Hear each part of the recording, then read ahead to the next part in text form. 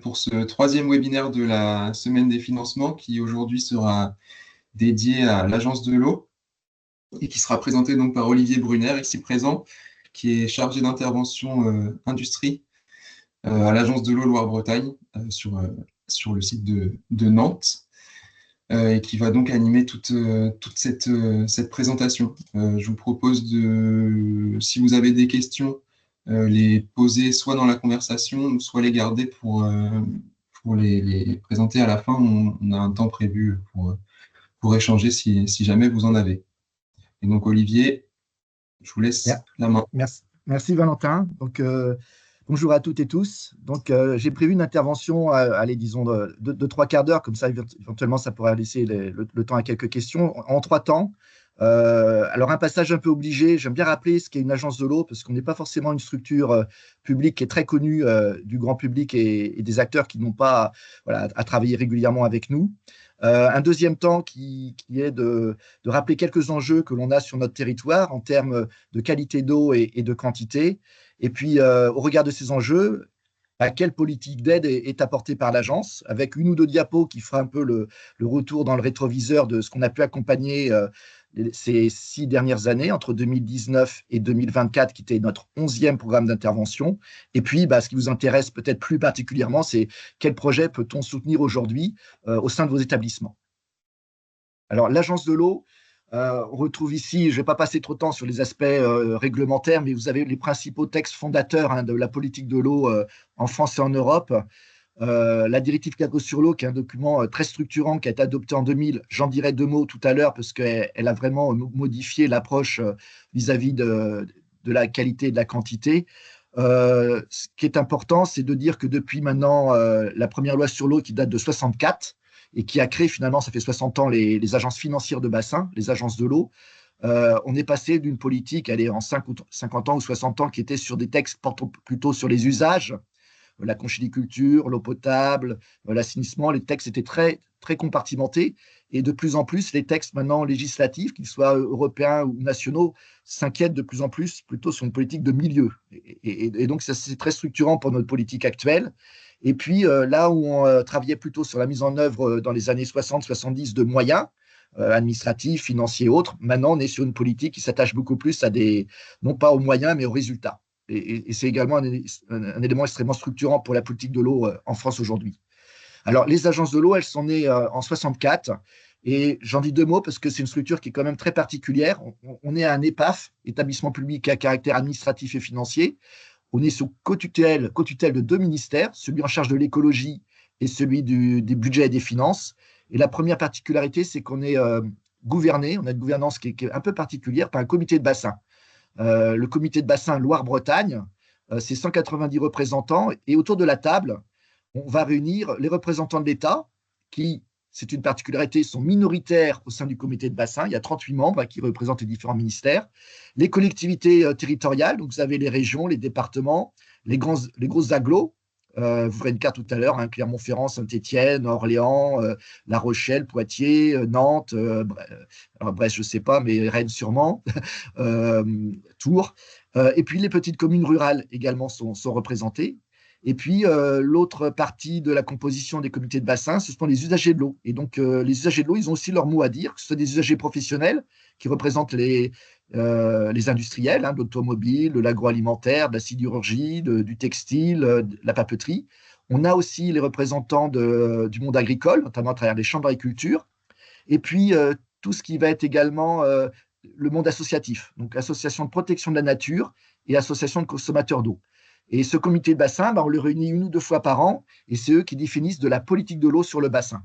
Et ce comité de bassin, il se décline en conseil d'administration, qui vraiment est l'organe qui dirige l'agence de l'eau, et l'agence de l'eau, Loire-Bretagne, voilà, opérateur public. Aujourd'hui, on est un peu moins de 300 personnes, et on est organisé, vous le verrez, à travers 5 délégations territoriales. Le comité de bassin est présidé par Thierry Burlot, qui est l'ancien vice-président à l'eau au Conseil régional de Bretagne, qui est aussi l'ancien président de l'Office français de la biodiversité. Chaque conseil d'administration des 6 agences de l'eau sont présidés par la préfète de région, Ça a été voulu par Emmanuel Macron il y a quelques années. Et donc, comme c'est un établissement public, voilà, on est vraiment sur la tutelle de l'État. Et donc, la présidence du conseil d'administration de l'agence de l'eau, c'est Sophie Brocas, qui est actuellement la préfète de la région Centre-Val de Loire. Et chaque agence de l'eau a une directrice ou un directeur. Je crois qu'on est en parité actuellement. Il y a 6 agences de l'eau. Je crois qu'il y a 6 directeurs, 6 directrices. Et notre directeur nouvellement nommé à l'automne dernier, c'est Louis Cobled, qui était un directeur adjoint de l'Office français de la biodiversité. Première particularité, le comité de bassin, qui est notre outil de gouvernance. En 64, également une particularité très importante, c'est que la politique de l'eau, elle a été organisée à travers des bassins versants, et on ne respecte absolument pas les territoires hydrographiques, enfin les territoires administratifs. Donc ce sont les territoires hydrographiques qu'on fait nos découpages, et vous retrouvez là les grands bassins attachés aux grands cours d'eau français. Et là, vous avez un zoom du bassin Loire-Bretagne, là où je travaille, avec notre siège qui est à Orléans, c'est le point jaune. Et pour mailler le territoire et être présent au plus près des acteurs de l'eau, vous avez des délégations qui maillent les régions. Voilà. Donc au total, on couvre 8 régions en totalité ou partiellement. Hein. Vous voyez dans le nord un tout petit bout de la partie sud de la Normandie. Et à l'extrême sud, vous avez la partie nord de l'Occitanie avec un bout de la Lozère. C'est vraiment, je me répète, la goutte d'eau qui a fait nos territoires. Troisième particularité, donc gouvernance comité de bassin, territoire hydrographique qui ne respecte absolument pas les régions et les départements, alors que toute la partie administrative française est organisée autour de ce découpage administratif. Ce qui fait la force des agences de l'eau jusqu'à aujourd'hui, on verra demain, parce qu'il y a des discussions très importantes aujourd'hui qui se négocient, se discutent au niveau du gouvernemental, c'est que la loi 64 nous a donné autonomie financière. Donc on perçoit nous-mêmes nos propres recettes, ce qu'on appelle des redevances, ou autrement dit une taxe affectée, c'est-à-dire qu'on prélève sur l'utilisation de l'eau X euros du mètre cube qui est prélevé ou rejeté sous forme de pollution, et ça alimente un budget après qui va alimenter notre politique d'aide. Et donc vous avez ici des redevances qui sont perçues auprès essentiellement des usagers domestiques, industriels et agriculteurs, et je vous ai présenté, voilà, pour 100 euros de redevances que l'on perçoit, vous avez voilà, la part contributive de chacun des usagers de l'eau.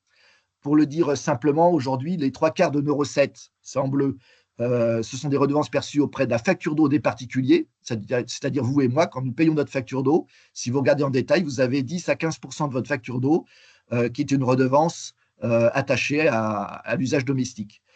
En vert, c'est la contribution du monde agricole à travers l'achat de produits phytosanitaires, de rejets polluants pour les élevages ou des prélèvements d'eau pour les irrigants. En rouge, c'est plutôt le secteur concurrentiel et industriel, en termes soit de prélèvement d'eau, soit en termes de pollution rejetée au milieu naturel ou au réseau d'assainissement. Et puis, il y a quelques années, il y a eu des réformes pour faire aussi participer les pêcheurs et les chasseurs. Alors pourquoi les chasseurs, vous me direz, par rapport à l'eau, c'est que en fait, l'agence de l'eau finance sur une grande part de ses redevances perçues le fonctionnement en fait, aujourd'hui de l'Office français de la biodiversité. Voilà. Je reviendrai aux questions s'il y en a à la fin. Et puis, ces redevances perçues sur le bassin, elles servent une politique d'aide. Alors, ce que je n'ai pas dit, c'est que les 6 agences de l'eau, chaque année, c'est 2 milliards d'euros, ouais, c'est considérable, hein, de prélèvements financiers chaque année, et c'est 2 milliards d'euros de redistribution financière. Et donc, ça fera l'objet de ma dernière partie d'intervention. On apporte des subventions sur tous les projets qui sont attachés à l'eau auprès des différents usagers. Donc, on travaille évidemment beaucoup avec les services de l'État, le ministère évidemment de l'écologie, les DREAL, les directions départementales des territoires et de la mer quand on est sur le littoral, l'Office français de la biodiversité. Quand on travaille dans le domaine de l'eau potable ou du recyclage des eaux usées, par exemple, on va être en lien aussi avec l'Agence régionale de santé sur les aspects sanitaires. Enfin voilà, on travaille main dans la main avec les services de l'État, auprès évidemment des collectivités, qu'elles soient au niveau européen, régional, départemental, les agglos, les comités de communes ou les communes. Et puis, on travaille aussi régulièrement avec les syndicats professionnels, les chambres consulaires. On connaît évidemment bien, et ils nous connaissent bien, les bureaux d'études dans le domaine de l'eau ou les entreprises de travaux, les Veolia, les SOR, les Suez, enfin tous ces acteurs voilà, qui gravitent autour du monde de l'eau. Alors, cette manne financière, ces redevances, le but, c'est de répondre aussi à des enjeux. Et l'agence de l'eau, les agences de l'eau, elles ont 3 missions essentielles. C'est la préservation de la qualité de l'eau et des cours d'eau. C'est de maintenir la qualité de l'eau potable et des prélèvements et de restaurer les milieux aquatiques. On va être un petit peu sur ces trois enjeux. La qualité des cours d'eau, le quantitatif sur la protection de la ressource en eau et la protection des milieux aquatiques. Alors, quelques éléments de contexte. Ce qui est important, je vais essayer de passer rapidement, mais qui était structurant, hein, c'est une directive cadre sur l'eau qui a été adoptée par le Parlement européen en 2000. Et alors, pourquoi ce texte est important? Parce qu'il demandait en fait à tous les États membres de retrouver un bon état des eaux. Alors, la directive cadre a été adoptée en 2000, sur 15 ans, en 2015. On verra qu'on n'y est pas arrivé. Évidemment, un respect des autres directives européennes qui pouvaient être en lien avec l'eau, et puis la réduction, la suppression d'un certain nombre de substances prioritaires, et notamment toxiques. Alors, on pourra y revenir, mais l'actualité aujourd'hui, c'est les polluants éternels à travers les PFAS, qui sont des produits fluorés très persistants, et voilà, qui fait l'objet de communications intenses depuis quelques mois. Alors, la directive cadre sur l'eau est importante parce que pour la qualité des cours d'eau, par le passé, on le mesurait essentiellement dans les années 60, 70 ou même depuis un siècle à travers des paramètres physico-chimiques. Hein. La qualité d'un cours d'eau, c'est sa température, le taux d'oxygène dissous, l'azote, le phosphore. Et en fait, la directive cadre sur l'eau, alors ici, vous avez une évolution un petit peu de ces paramètres. Je ne veux pas alourdir ma présentation. On vous mettra probablement le PowerPoint à disposition pour vous dire que, grosso modo, ces paramètres physico-chimiques classiques depuis les investissements des années 60-70, très soutenus hein, par les collectivités sur l'assainissement, par le monde industriel, par le monde agricole aussi, hein, qui font des efforts, et ben, la qualité physico-chimique de l'eau, finalement, elle n'a cessé de s'améliorer. Et ça, on le constate dans la durée, suivant les paramètres. Globalement, voilà, on a, de par les investissements faits ces dernières décennies, une amélioration globale des produits, des paramètres physico-chimiques. Par contre, la directive cadre sur l'eau, c'est imagé, mais elle a changé le thermomètre. Elle nous a dit, bah, un cours d'eau de qualité, ce n'est pas forcément que les paramètres physico-chimiques, c'est aussi les habitats, c'est la diversité des habitats, c'est la faune et la flore qu'on y retrouve. Et donc, on nous a demandé de nous intéresser un peu plus qu'on faisait peut-être par le passé à la biologie. Qu'est-ce qu'on va retrouver comme qualité en nombre et en qualité de poissons, quelles espèces végétales, les types de diatomées. Donc, cet élément-là, pour la qualité des cours d'eau, va devenir vraiment même l'élément primordial. Alors, on a différents indicateurs biologiques, hein, on a des spécialistes hein, qui travaillent sur ces différents indices biologiques qui permettent de mesurer la qualité d'un cours d'eau, non pas, je me répète, à travers des paramètres physico-chimiques, mais à travers l'état écologique du cours d'eau. Et donc, la directive cadre sur l'eau, le bon état écologique, c'est des peuplements vivants de cours d'eau qui sont peu perturbés, voire pas perturbés du tout. Je parlais de l'ambition de la directive cadre sur l'eau, vous la retrouvez là, c'est-à-dire pratiquement sans pression anthropique. Et puis, bah, un cours d'eau de qualité, évidemment, c'est une morphologie qui soit adaptée au milieu naturel. Donc, on va éviter des barrages, des seuils, parce que tous ces éléments-là, en fait, sont obstacles à l'écoulement. Et vous avez ici un inventaire qui avait été fait par l'Office français de la biodiversité. Tous les petits points rouges et oranges, ce sont des obstacles à l'écoulement. Voilà, on dénombre pratiquement plus de 100 000 obstacles à l'écoulement, au débit naturel d'un cours d'eau ou d'un fleuve. Et vous comprenez bien que bah, tous ces obstacles sont aussi un frein à une très bonne qualité de l'eau. En Bretagne, en moyenne, c'est un obstacle tous les 7 km. Et donc, on aura un travail à faire avec tous nos partenaires pour, aussi possible, réduire ce taux d'obstacles à l'écoulement des cours d'eau. Voilà. Et le bon état, c'est tout ça. C'est l'état physico-chimique avec les paramètres classiques que j'évoquais. C'est l'état biologique avec sa diversité faune et flore. Et puis, on y a rajouté aussi l'état chimique, c'est-à-dire qu'on va mesurer un certain nombre de substances.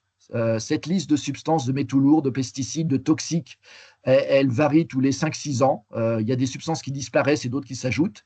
Et le cumul de ces trois types de mesures, finalement, état physico-chimique, biologie, état chimique, nous donne la qualité du cours d'eau, qui est classé en 5 classes. Et l'objectif de la directive cadre sur l'eau et de la politique française sur l'eau, c'est d'avoir un très bon état et un bon état. Et alors, la photographie, c'est l'étape suivante, elle est plutôt dégradée. Hein. On retrouve ici la carte du bassin Loire-Bretagne.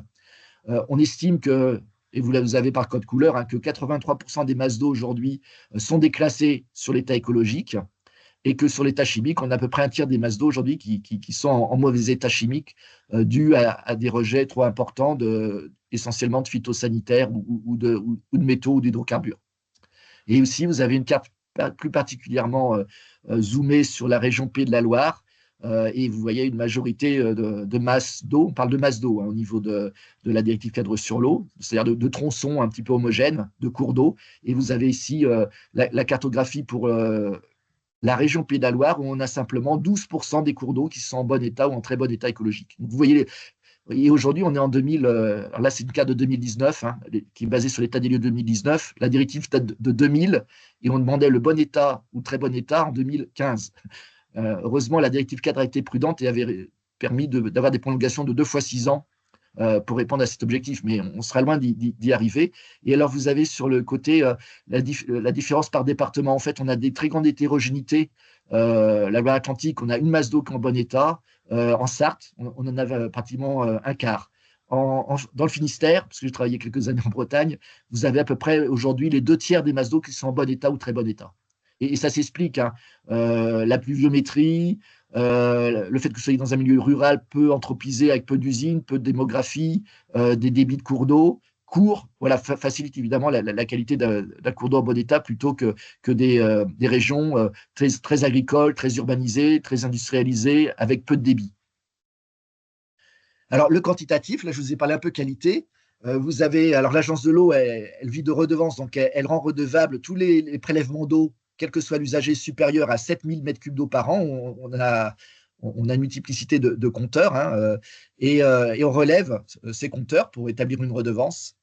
Et chaque point correspond à un point de prélèvement. En vert, c'est le monde agricole, et notamment à travers les projets d'irrigation. Donc, on voit bien que certains secteurs sont plus concernés que d'autres. En bleu, c'est les points de prélèvement pour l'eau potable. Et en violet, ce sont les points de prélèvement pour l'industrie. Alors, une notion importante sur les prélèvements, moi, je vois même dans des interventions dans les médias une confusion. Ce qui est important pour l'eau potable, c'est la notion de prélèvement et la notion de consommation. À gauche, vous avez les 30 ou 31 milliards de mètres cubes d'eau qui sont prélevés en France. Alors, ça peut changer d'une année à l'autre, mais grosso modo, on va rester sur ces éléments-là. Et évidemment, les principaux prélèvements d'eau, c'est essentiellement, pratiquement pour la moitié, à refroidir les centrales nucléaires.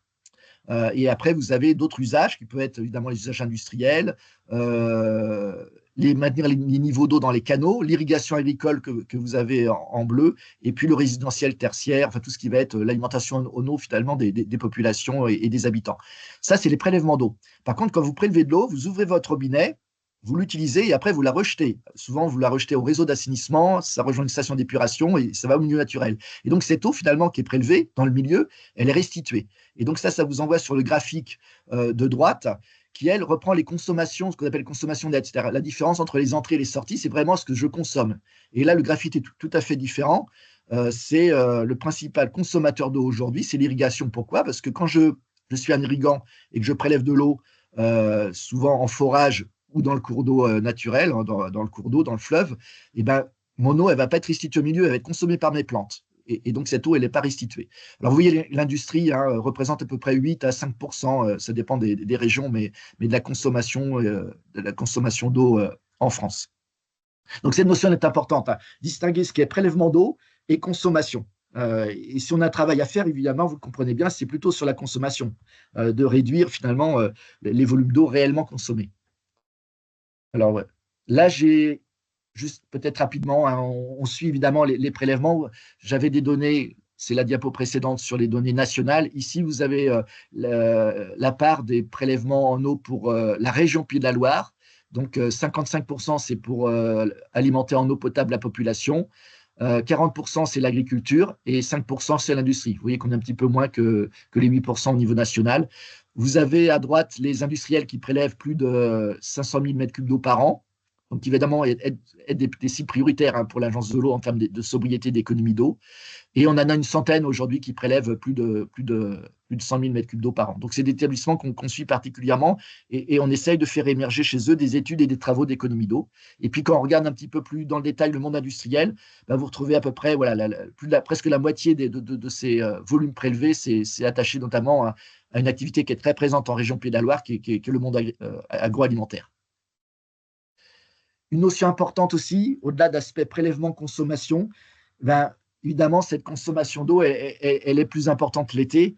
Et là, vous avez les différents Alors, en abscisse, vous avez de janvier à décembre les consommations d'eau au niveau national et vous avez la répartition en fonction des usagers et tout ça exprimé en millions de mètres cubes. Et on voit que là, l'effort à faire est probablement sur le monde agricole, l'irrigation qui évidemment a besoin d'eau au printemps et à l'été et qui consomme ou prélève beaucoup de volume.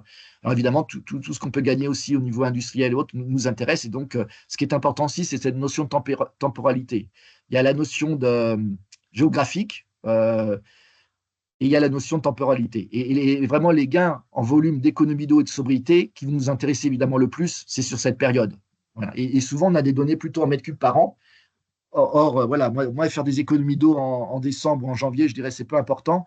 Par contre, en faire en juillet et en août, voilà, c'est là où les gouttes d'eau sont importantes. Alors, tout ça dans un contexte, j'ai deux, trois diapos pour vous sensibiliser quand même sur le dérèglement climatique. Hein. Les communications, elles sont de plus en plus présentes et importantes. Si on regarde depuis 1900, en France, 9 des 10 années les plus chaudes ont lieu depuis ces 10 dernières années, depuis 2010.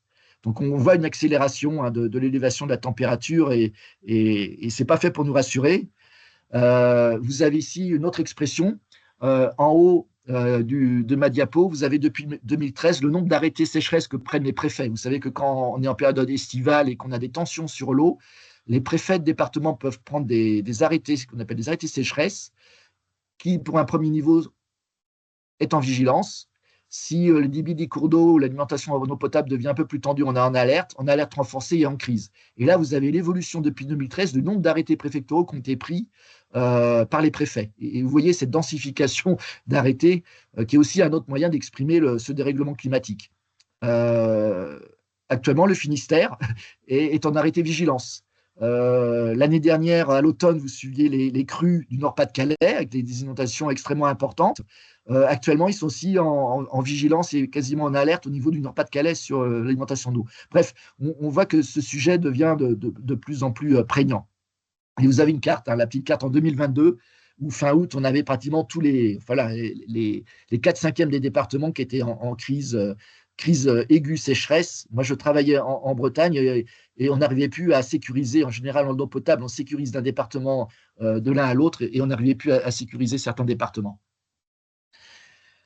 Alors, j'avais exprimé un peu la carte en Pays de la Loire sur la qualité des eaux qui était plutôt très, très dégradée, hein, avec 12% des cours d'eau seulement en bon état. Et ici, vous avez une estimation aussi des masses d'eau qui seraient en pression hydrologique, c'est-à-dire où il y aurait potentiellement des manques d'eau importants sur lesquels voilà, on a des efforts à faire de façon importante.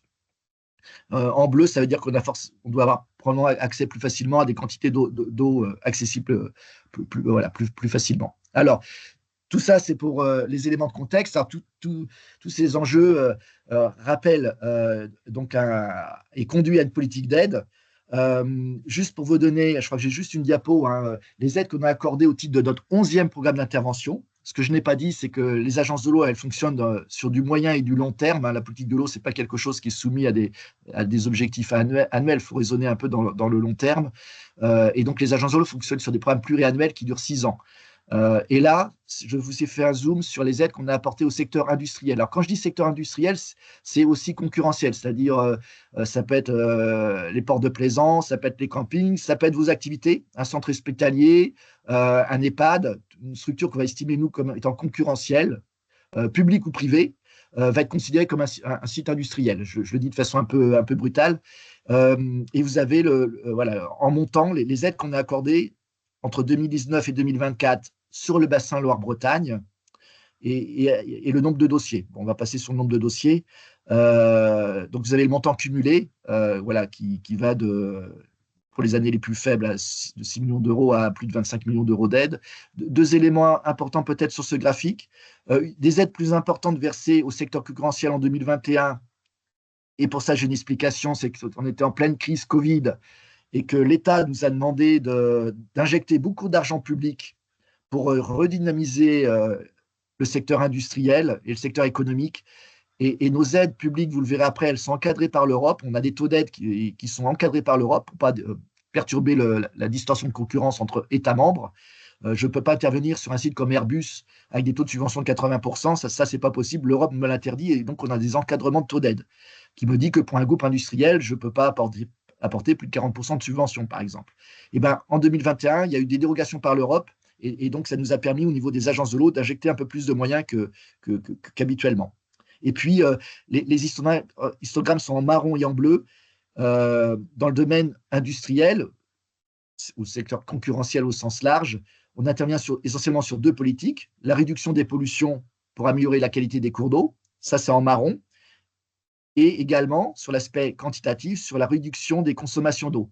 Et là, vous avez en montant et en nombre de dossiers, mais la partie bleue. Et vous voyez cette part prépondérante aujourd'hui, depuis la sécheresse de 2022, où en fait, l'agence de l'eau est de plus en plus sollicitée, et on y reviendra dans ma politique d'aide sur les subventions à la sobriété, aux économies d'eau, au recyclage. Voilà, ce sont vraiment des dossiers qui prennent énormément d'importance.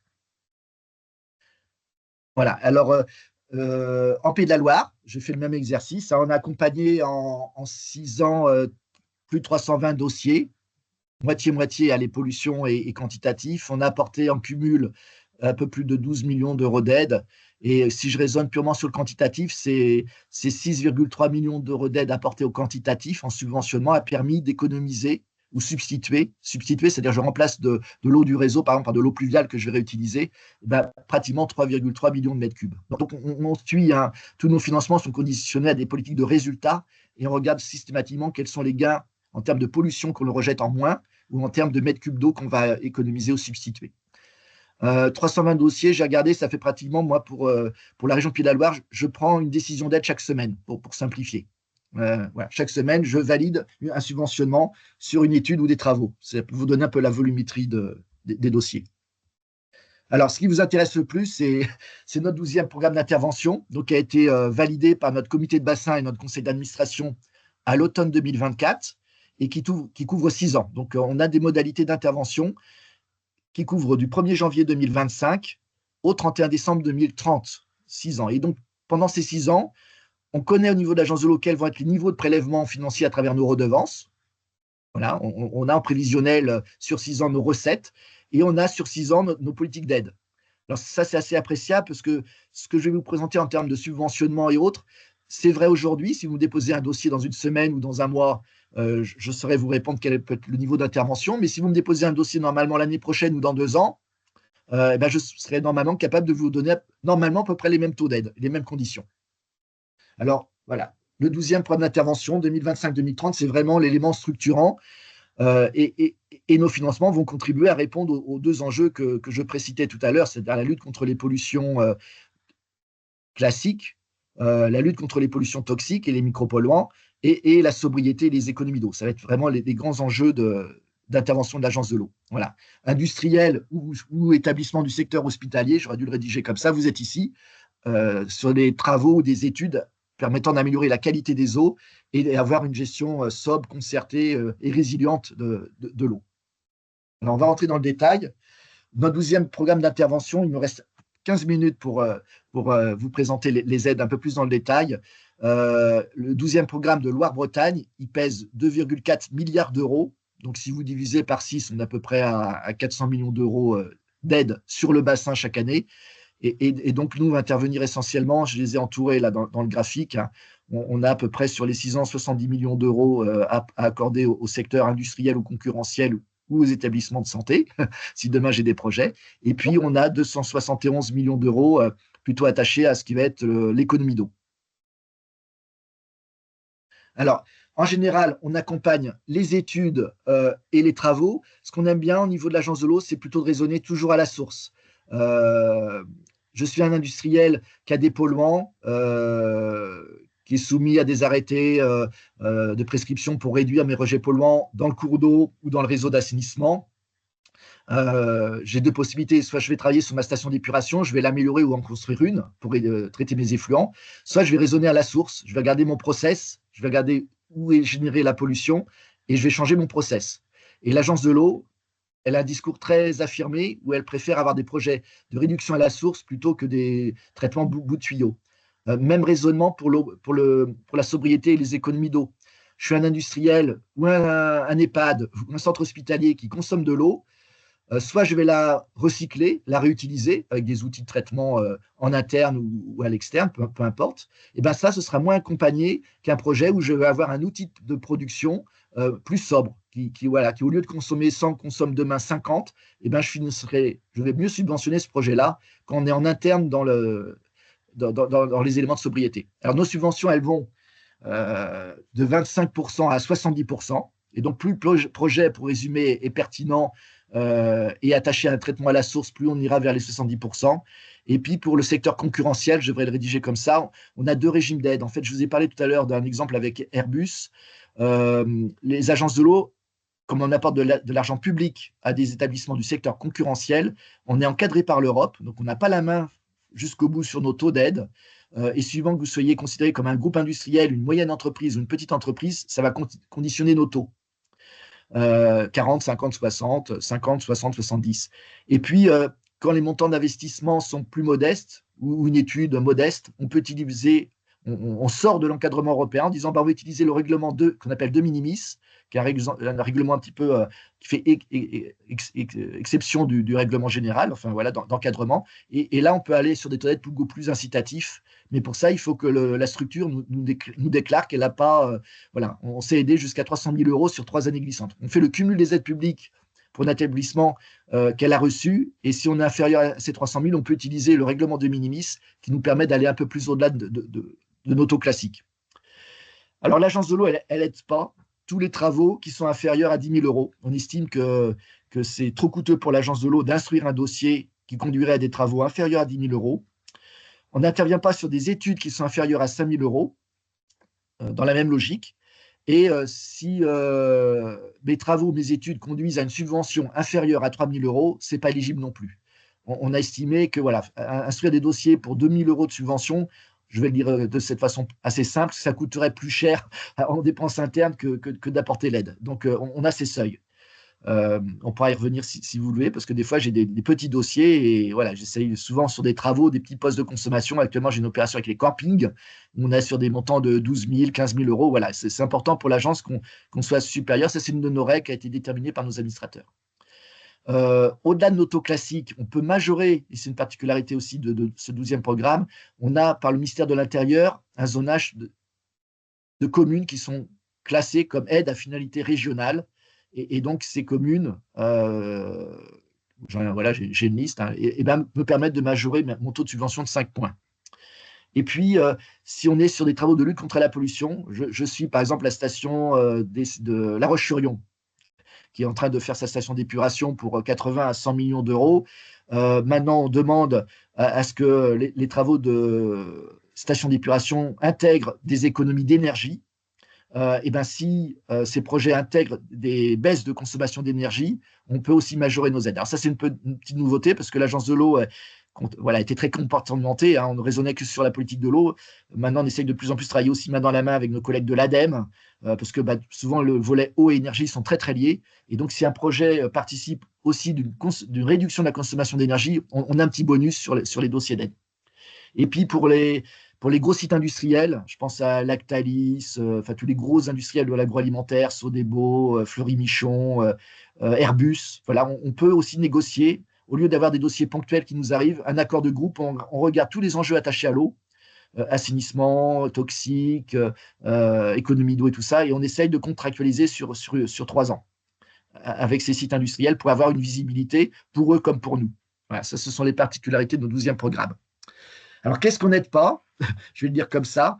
Vous engagez une étude ou des travaux, vous signez les devis et vous nous demandez une aide sur un projet, ça, on ne peut pas revenir en arrière. Il faut absolument que vous sollicitiez l'aide de l'agence avant tout engagement. Il me reste une dizaine de minutes. Si vous n'avez pas d'autorisation réglementaire pour faire les travaux, enfin alors ça c'est pour les très gros dossiers, hein, si je parle d'une station d'épuration, ce genre de choses, bah, ça va être un peu compliqué parce qu'on est un établissement public et il faut évidemment qu'on soit dans le respect de la réglementation d'État. Certains sites industriels, malheureusement, ont ce qu'on appelle des arrêtés de mise en demeure. Voilà, les inspecteurs des installations classées ont vu un problème sur un site. l'ont signalé à l'industriel qui a des mois ou une année pour réaliser des travaux, ne font rien. Donc, le préfet peut être amené à faire un arrêté de mise en demeure. Et si l'échéance est dépassée, ben, c'est pareil, on ne peut plus intervenir. Il fallait nous solliciter avant. Les seuils financiers, je vous en ai dit 2 mots précédemment. Et puis, ce qui va être important, c'est que l'agence de l'eau, elle n'intervient pas si le projet conduit à augmenter la consommation d'eau ou à dégrader les milieux. Voilà. Ce qui va être important pour l'agence de l'eau sur tous vos projets, au-delà des études, hein, c'est quelle est la situation aujourd'hui, combien je rejette de polluants ou combien je consomme d'eau, et avec le projet que je vais mettre en place en termes d'investissement, qu'est-ce que je vais gagner en pollution dans le cours d'eau ou dans le réseau d'assainissement, et qu'est-ce que je vais gagner en mètres cubes. Et nos aides sont proportionnées à ces éléments. Et puis, bah, évidemment, un nouveau site industriel qui s'installe ou un industriel agroalimentaire qui développe son activité avec un nouvel atelier, et ben, forcément, on va générer probablement plus de prélèvements d'eau, plus de consommation et plus de rejets polluants. Ben, ça, on ne pourra pas accompagner. Voilà. En fait, on corrige une situation existante pour qu'elle s'améliore au niveau environnemental. Je dis de cette façon. Ça, je vais passer. Alors là, il y a différents champs d'intervention. Et là, vous retrouvez en fait voilà, les aides financières de l'agence de l'eau. On rentre vraiment finalement dans ce qu'aurait pu être mon intervention, mais autrement, elle aurait duré que 10 minutes. Donc, je pensais important de vous présenter les éléments de contexte. Tout ce qui va être études de réduction de la pollution. Là, on va parler d'abord de la pollution. Sur la pollution classique, bah, toutes les études, elles sont accompagnées à 50% de subvention. Donc là, c'est pareil, vous avez un cahier des charges, vous avez une problématique, vous faites appel à un bureau d'études qui vous répond à travers un devis, une proposition. Et ben là, vous pouvez nous solliciter pour qu'on puisse subventionner l'étude et vous accompagner sur l'étude. Et puis derrière l'étude, souvent, ça conduit à des travaux. Et donc là, je reviens avec ma double clé. Soit je réduis ma pollution à la source, soit je réduis par des traitements bout de tuyau. Et vous voyez ici la différence de taux d'aide hein, que l'on applique pour privilégier vraiment la réduction à la source et au changement de process. Et puis, c'est plus marginal, hein, mais s'il y a des actions de sensibilisation, de communication, on peut aussi intervenir sur l'animation. Alors, je fais une petite aparté. Là, on est en train de travailler avec la MAPES et l'ARS pour peut-être demain avoir sur la région Pays de la Loire un monsieur O sur la région. Donc, on est en train de discuter avec vos partenaires et éventuellement, voilà, on serait susceptible de financer un poste d'animateur eau pour faire émerger les projets. C'est des débats qu'on a aujourd'hui en discussion et qui pourraient peut-être aboutir à l'automne pour l'année prochaine. Et on le finançait avec cette modalité-là, c'est-à-dire prise en compte de 50% du prix du poste. Un élément alors qui pourrait vous intéresser, c'est la lutte contre les toxiques et les micropolluants. Qui est une politique prioritaire pour l'agence. Hein, ça va être tout ce qui rejette micropolluants. Je pense des fois peut-être s'il y a des centres hospitaliers hein, qui sont en visio là aujourd'hui. Je génère, voilà, de par mon activité médicale, de labo et autres, des micropolluants. Pareil, on peut intervenir sur les études préalables. Toujours, c'est tout simple, hein, les études à 50. Et puis après, bah, je travaille à la source. Voilà, j'ai des taux d'aide qui sont un peu plus importants que si je réduis par un outil de traitement bout de tuyau ma réduction sur les micropolluants. Et là, quand je dis micropolluants, c'est tout toxique. Hein. Ça va voilà, des hydrocarbures, des métaux lourds, des substances un peu exotiques. Actuellement, on a quelques dossiers, notamment, j'évoquais tout à l'heure les PFAS, hein, les composés fluorés qui posent beaucoup de problèmes. On a quelques sites industriels qui commencent à nous solliciter sur des investissements, alors malheureusement plutôt bout de tuyau, sur la réduction de ces rejets de PFAS. Une thématique un peu nouvelle pour l'agence de l'eau, mais sur laquelle certains sites pourraient, chez vous, nous mobiliser, c'est de gérer les eaux pluviales et désimperméabiliser. Alors, la finalité de l'agence, pour le projet, ça va être déconnecter les eaux pluviales du réseau. Les eaux pluviales et les eaux usées, la plupart du temps, rejoignent un réseau qu'on appelle unitaire ou séparatif pour aller sur une station d'épuration.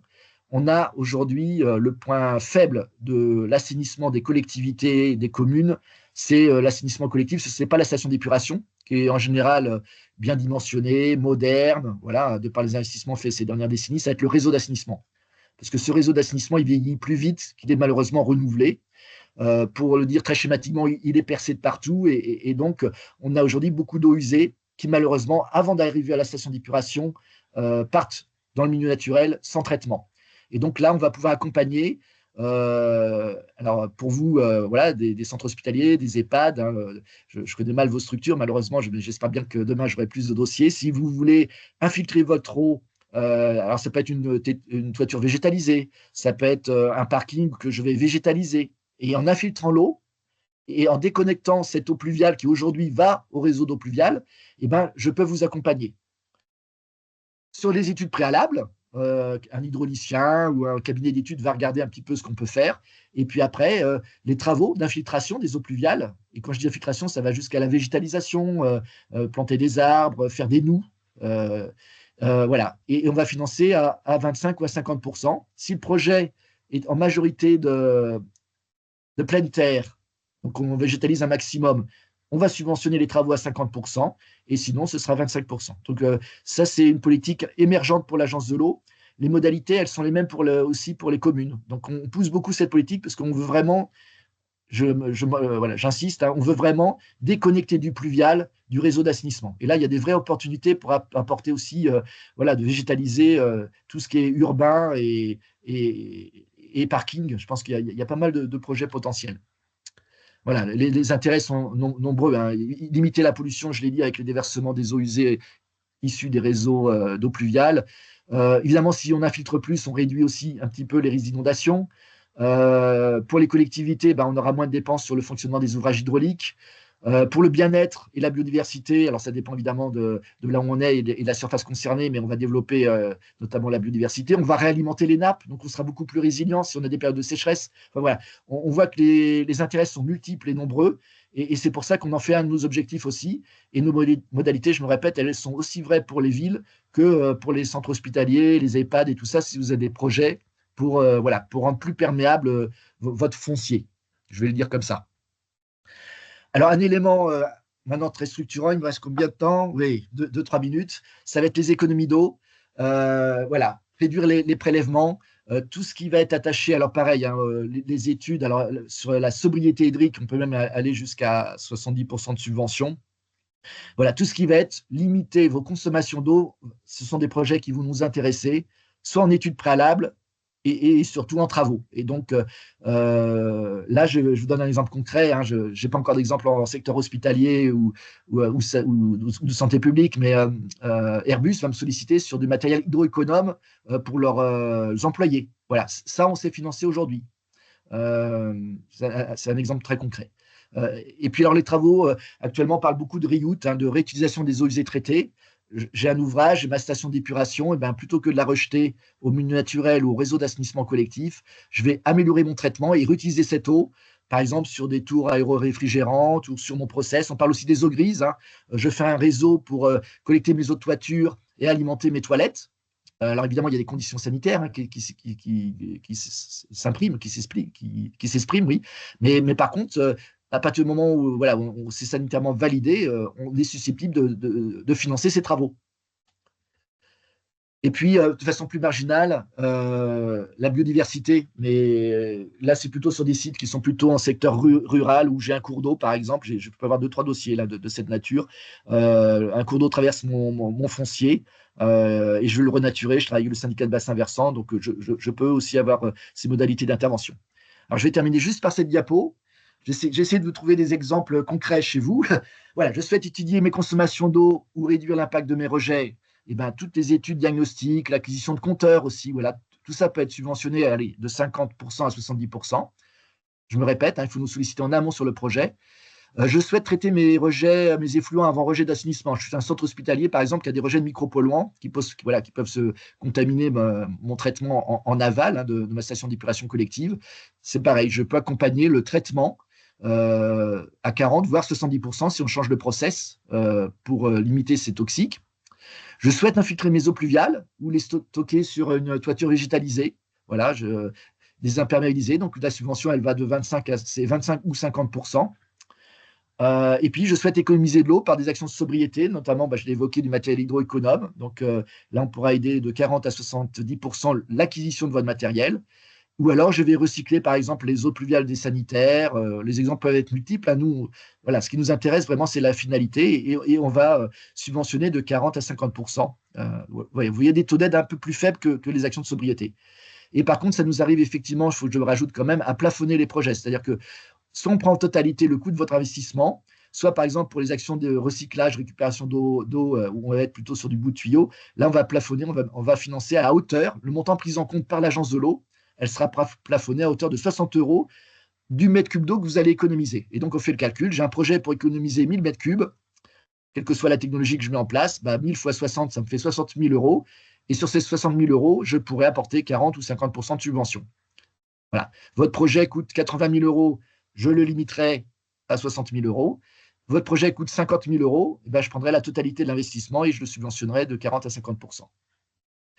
Et voilà, et donc des monsieur, madame, dossiers industriels ou secteur concurrentiel, on est répartis sur le bassin.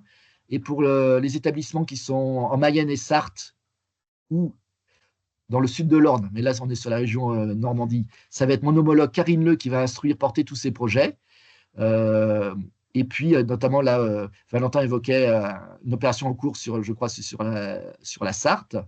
C'est Karine qui va instruire. Et moi, j'ai en charge tous les projets qui sont sur le Maine-et-Loire, la Loire-Atlantique et la Vendée. Et les 47, et voilà, j'ai essayé de faire une présentation succincte de nos modalités en espérant avoir retenu votre attention. Simplement pour vous dire aussi, 30 secondes, qu'on a un logiciel qui est déployé d'ailleurs sur d'autres agences de l'eau qui s'appelle Rivage, ce qui est l'outil vraiment de dépôt des demandes d'aide, qui, quand vous déposez votre demande d'aide, vous donne autorisation de signer vos devis. Moi, ça me permet d'instruire le dossier en financement. Ça permet de le présenter à décision de mon directeur général ou notre conseil d'administration. Ça permet de générer la convention financière entre vous et l'agence de l'eau avec une signature électronique. Et ça permet, quand le dossier de travaux s'exécute, de déposer vos pièces pour paiement et pour l'agence de l'eau de payer. Souvent, on verse un premier acompte au démarrage de l'opération et après, on verse au solde au justificatif de vos travaux. Voilà, ça se passe comme ça. Et la clé d'entrée, c'est Rivage sur la thématique 5 qui est réservée aux entreprises, au secteur concurrentiel et au secteur de santé en particulier. Voilà, j'espère que j'ai été synthétique et je suis ouvert à toutes vos interrogations ou questions si vous en avez. Eh bien, merci pour cette présentation exhaustive. Peut-être, je peux juste rebondir sur ce que vous disiez avant que les gens reprennent la main s'ils ont des questions. Vous avez évoqué le seuil minimum pour soutenir des opérations qui est à 10 000 euros. Mais ça, donc pour les établissements qui ont des projets avec des plus petits travaux, vous pourrez quand même être éligible au travers d'actions collectives. Ça a été abordé succinctement là. En gros, des établissements qui souhaitent un appui de la part de l'agence de l'eau peuvent se grouper pour faire une demande de financement. C'est ce que nous mettons en place actuellement dans la Sarthe, justement il y a 200 structures qui sont intéressées par audit puis travaux, donc audit de consommation d'eau puis travaux induits, et qui n'auraient pas été éligibles à des subventions de la part de l'agence de l'eau parce que les montants sont trop faibles. Et sous forme d'une opération collective, ces audits et travaux peuvent être financés. Donc, si vous avez un établissement qui est une petite structure et qui a des travaux à faire inférieurs à 10 000 euros, il est toujours possible, en se groupant, de demander des subventions à l'agence de l'eau. Voilà, et si vous avez des questions, je vous laisse la main. Oui, c'est important, Valentin. Je ne l'ai pas exprimé dans ma présentation. C'est vrai que on travaille beaucoup avec de gros sites industriels. On est moins présent sur le secteur plus de PME, PMI ou voire artisanal. Mais on sait faire quand même, à partir du moment où effectivement, on arrive à massifier une opération et la regrouper. Voilà. Et donc là, on cumule les enjeux et on a un exemple aussi avec les campings là, qui vont s'équiper de compteurs. Bon, ce sont une multiplicité de petits investissements. Et là, on travaille avec Fédération régionale de l'automobile plein air ou un acteur, peu importe. Le principal, c'est de massifier l'opération pour que nous, on puisse prendre pratiquement une seule décision d'aide qui, après, va irriguer l'ensemble des parties prenantes. Et s'il n'y a pas de questions, je vous invite, donc, si vous avez plus tard des interrogations, soit à contacter directement l'agence de l'eau qui saura vous répondre.